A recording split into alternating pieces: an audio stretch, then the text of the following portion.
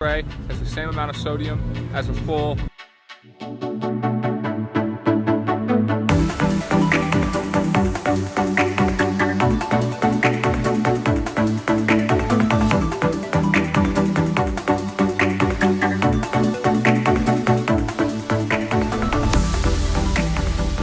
Alright, check. Here we go. Yo. I'm the queen. I'm the queen of being real here because that's how it is. The haters are going to think I'm making a lot of excuses, but that's not how I view this. There's only one way to present what happened at the race. So I'll be honest, I was very happy to make it to the start line.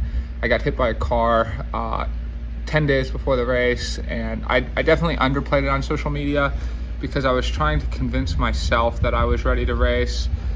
But it was a crazy few 10 days. I wasn't getting much sleep. I was trying to decide what to do. I was having doctor's appointments. I was having doctor's visits. I was trying to see if I had a stress fracture. And I've had lots of bike crashes in the past, and usually it's just road rash and it's okay. But this one, I just hit in a very bad place. So my glute insertion and my glute med and none of those muscles were working. So I basically couldn't do anything for a few days, and it just wasn't healing in the right way. This was also actually further magnified by mental trauma. It's much harder when you get hit by a car. It's scary. It's when there's nothing you can do about it.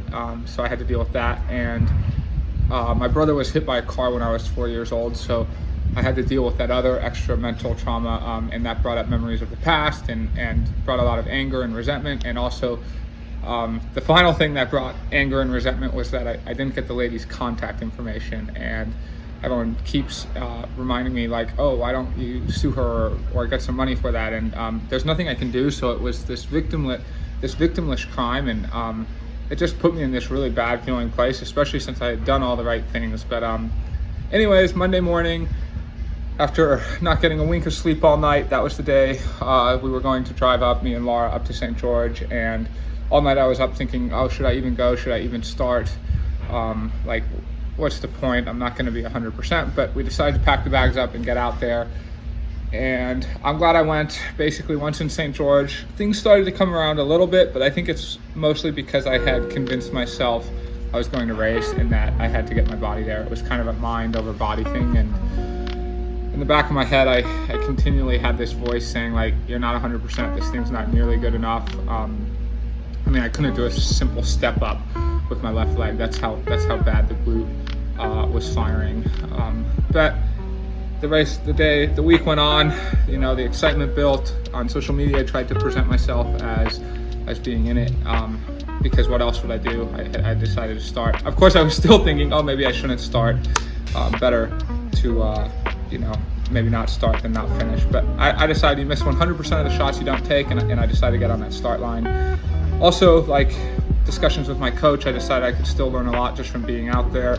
And I did learn a lot, like how to manage race week, the media, my fan base, my support crew, my close support crew, and how to get that all set up in the right way. So that's going to be extremely valuable for Kona. And yeah, the race, I guess I'll go quickly over the race. I don't feel there's like too much to be said. The swim was great.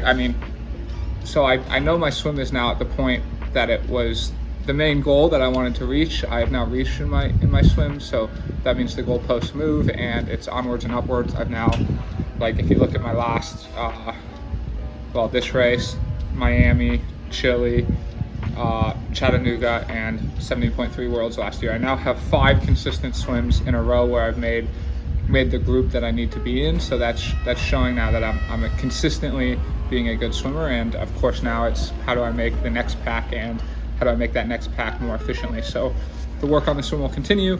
Once on the bike, of course I felt normal at first. I knew that it would only last so long, basically because I was seeing like a 56-44% power imbalance. So my right leg was having to take over, but I guess I was hoping for a miracle. Of course, the miracle didn't happen. And at about 2 hours into the bike, my dysfunction from the crash became extremely obvious. But I was committed to making it through it, so I just basically made it through the bike. Of course, I started losing time, but I was actually quite happy with the way I was riding. Like literally, considering the day before the race, I rode, 40 minutes easy, and was feeling dysfunction in my hips and a big power imbalance and discomfort. So to have made it through 112 miles relatively at a good power and in some physical discomfort, but nothing crazy, was actually a remarkable feat. And no, me blowing up had nothing to do with starting too hard or anything like that. I actually had several training rides before the crash where I rode at higher power than I did for the entire race here. Then onto the run, I was maybe optimistic because of how the crash affects me. I was optimistic that maybe with the more open hip angle, I was going to be able to run for a bit.